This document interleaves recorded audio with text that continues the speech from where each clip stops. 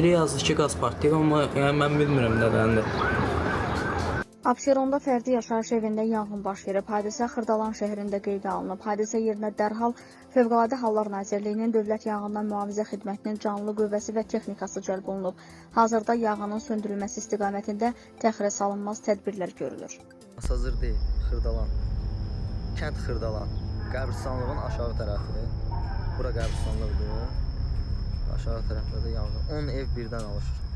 Yəni birdən alışır deyəndə bir alışa 10 dənəsini yandırır.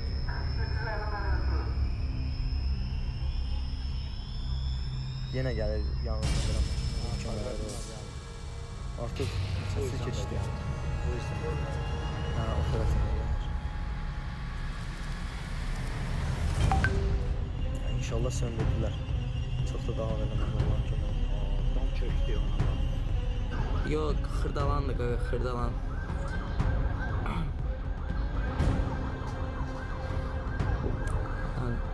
Yazanı deyə də deyirlər, amma